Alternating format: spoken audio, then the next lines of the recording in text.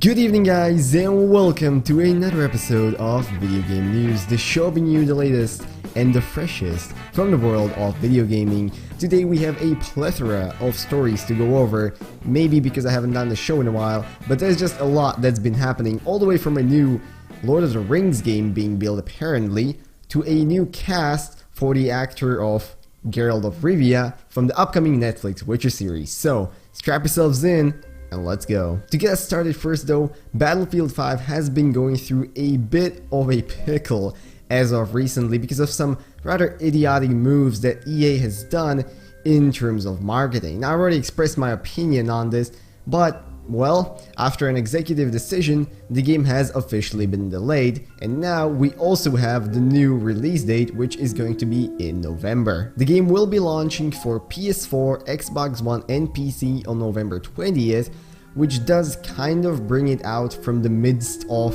the Red Dead Redemption 2, as well as the new Call of Duty Black Ops 4, Jesus, there's been so many releases, which might seem as a good move, but honestly we have yet to see, as the company hasn't done a great job apologizing or fixing the issues that have caused the really weak pre-order sales in the first place, for the most part at least, I think. And so it really depends on how they're able to handle these next few weeks and months, and if they're going to be able to recover from this. Now moving on, CD Projekt Red has unveiled their masterpiece of Cyberpunk 2077 in a 48-minute demo just a few days ago, and in my opinion it looks absolutely stunning. However, the game has received some minor backlash because of its not inclusion of third-person mode. There seem to be quite a number of people who are wishing that the game had the option to either switch between first and third person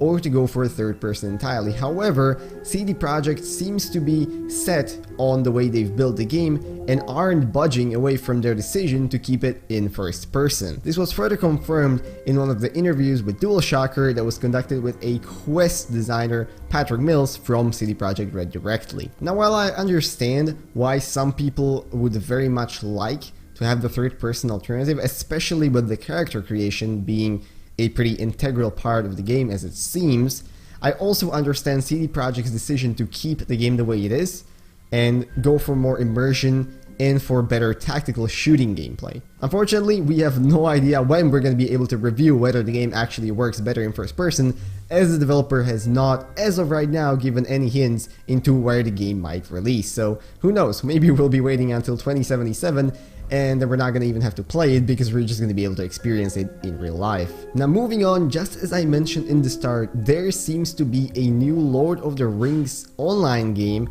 being developed right now, or at least preparing to be developed, and it's by no other company than a partner of Warframe's Digital Extremes. Athlon Games, which is a recently released publishing division from Digital Extremes, has confirmed that they've signed a long-term agreement with Middle-earth Enterprises to develop a, as they said it, online Middle-earth game that's going to be taking place well before the events of Lord of the Rings. Frederica Doras, Middle-earth Enterprises chief licensing officer, has said directly, quoting, "We are extremely pleased to work with Athlon Games to create a new immersive experience exploring epic regions in Middle-earth during the years leading to the events of Lord of the Rings. Athlon's game will allow millions of Middle-earth fans throughout the world a unique opportunity for fellowship and epic exploration." Now, apparently this game will explore lands, people and creatures not previously seen in the Tolkien universe, and while this was not directly said,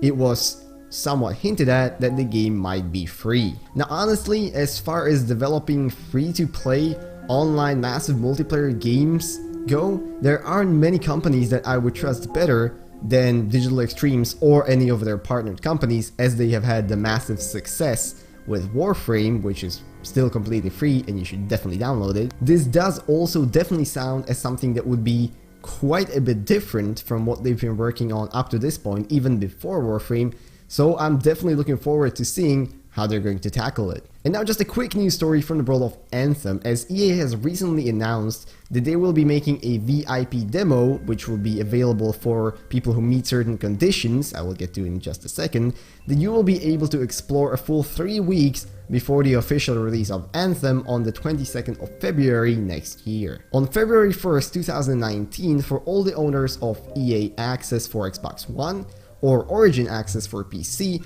a small slice of the game, as put by the general director, will be available to the players to explore until the game comes out 3 weeks later. Even the people on PlayStation 4 will still be able to play, as this will be available for people who pre-ordered the game as well. Now honestly, if you're looking forward to Anthem, and it's something that you will definitely be playing, I don't see any reason why not to pick this up.